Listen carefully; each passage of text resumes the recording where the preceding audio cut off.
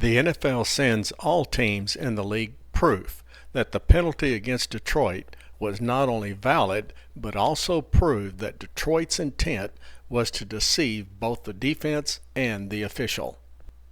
The video will show earlier in the game Dan Skipper, number 70, offensive tackle, raising one hand while moving the opposite hand back and forth over his number, approaching and speaking to the referee.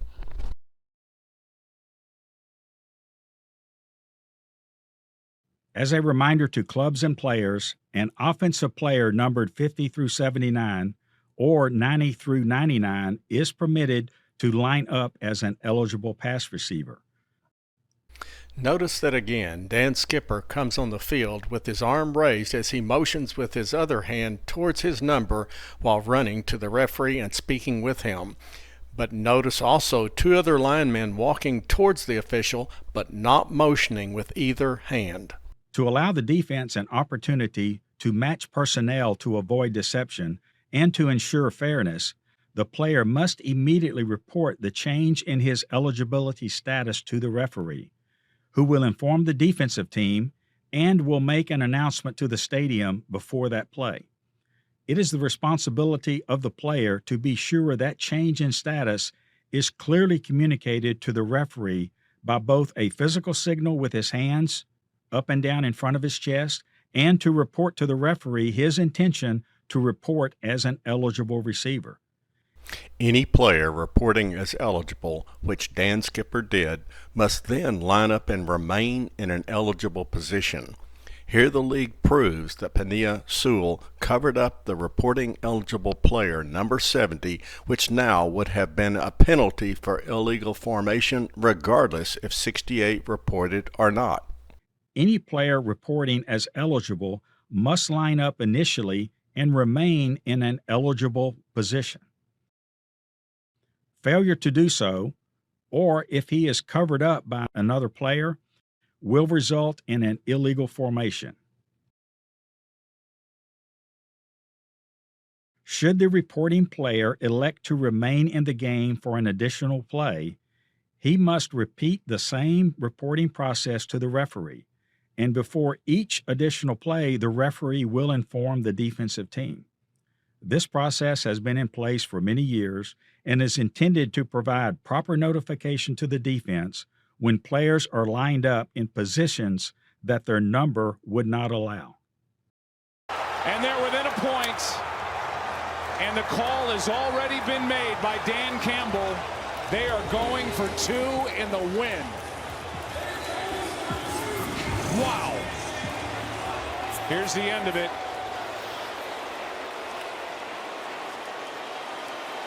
This play that they're about to run, they've known all week. And to get into this situation, they need 2 points to win the game. For the first 2-point conversion play called, no lineman was eligible as a receiver and number 70 was not in the lineup. But McCarthy calls a timeout after seeing the formation to prepare his defense. This is the play, and it's not always the same play from one week to the next. 2-point try to go ahead. 3 for 5 on tries, and a timeout is taken by McCarthy along the sideline. And you nailed it. This is Dan Campbell. Charles timeout. Dallas at second. But again, Skipper, number 70, had clearly declared with the referee, but the play immediately becomes an illegal formation when number 58 covers number 70. So even if Decker, number 68, had declared and caught the pass, the play would have been nullified and a 5-yard penalty imposed against Detroit. And with 23 seconds left in the game, this to go ahead. Everybody that had to make the play on this last possession did just that, starting with being able to handle Micah Parsons, but Goff had to get the ball out as well. Dan Skipper, an extra offensive lineman, comes in. Play action. End zone. There it is! Unbelievable! The 2-point try is good, and it's Taylor Decker, part of the old guard that was saluted after the win last week. And the Lions are up by 1. What a moment for this franchise, and what a moment for the 8th-year pro Taylor Decker. This crowd is absolutely... Immediately, a flag was thrown, and all 7 officials had already congregated together on the field to discuss the 2 possible penalties against Detroit: player eligibility and illegal formation. Note 2 flags were thrown. Joe Buck implies it was a late flag. Done. Now a flag comes in at the end, and they've thrown another. The question is, did Skipper, an offensive lineman, report? What else could it be? Touching by number 68. So the call is an illegal touch. I think number 70 and number 68 came in, and I'm not sure 68 reported as ineligible. The 68 is Taylor Decker, their left tackle. Notice that number 68 is in a down lineman position and will be uncovered by the Dallas defense. This is because the referee only reported number 70 as eligible to Dallas. This, of course, made for an easy play for Detroit. Skipper came in, he reported, and 68 is there at left tackle, and he's the one who ends up making the catch. Right, but he's on the end of the line, and he's been playing that ineligible position. So if he's going to be on the end of the line and be eligible, he needed to report as well. Wow. So that will back it up, and the Lions will have to do it again. Well, you see Dan talking to him, and I can't imagine, I can't imagine them having that play in and him not reporting, because that would be stressed throughout the week. That is hard to believe.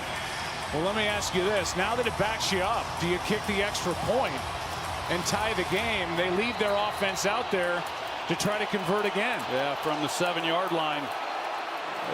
Usually, a coach only calls for a 2-point play when it is needed to tie or put a team 3 points or 7 points ahead at the end of a game. A 2-point conversion when there is a chance to tie with an extra point kick to go into overtime to win is unheard of in the NFL unless the kicker is hurt. There's only a 40% chance of making a 2-point conversion, which means there was a 60% chance that Detroit would lose the game. But that stat is from the 2-yard line, not the 7 and the 3.5. Dan Campbell's cocky arrogance lost the game and Detroit's chance to win. This is aggressive.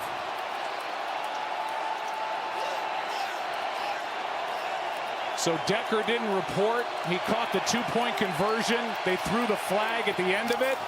And now a flag on Parsons. This one's picked, but Parsons came across. There's a flag on the play. And hold all tickets. Yeah, they definitely got Micah Parsons in the neutral zone. Defense, number 11, moved into the neutral zone prior to the snap. So let's do it again. Well, how many more plays does Ben Johnson have up his sleeve? And Parsons definitely in the neutral zone. And the ball is sitting just inside the 4. And there has been no hesitation by Dan Campbell on what he's doing. Even after the penalty, no question in his mind. Here we go. Goff gets rid of it. Incomplete. And now the Cowboys maintain their lead. After the game, Dan Campbell admitted to reporters that the Lions were trying to confuse the Cowboys by sending 3 offensive linemen in Allen's, the referee's, direction. But the reporters asked if Campbell saw number 70, Skipper, raise his hand and continuously wipe his number when coming from the sidelines as he went to the referee, which would have indicated he wanted to be eligible. Campbell's response was, "Not that I know of." This is strange since Campbell was the one sending him on the field for the play. If Campbell did admit he wanted Skipper to declare, then he would be admitting that Detroit had an illegal formation when number 58 covered him up. This would have meant he knew that Detroit deserved to be penalized, so he had no reason to be upset. But Campbell wanted to transfer the blame for his poor decision and lack of success on his player and the officials. Regardless, Detroit probably will not be the second seed and have to play their second game away from home.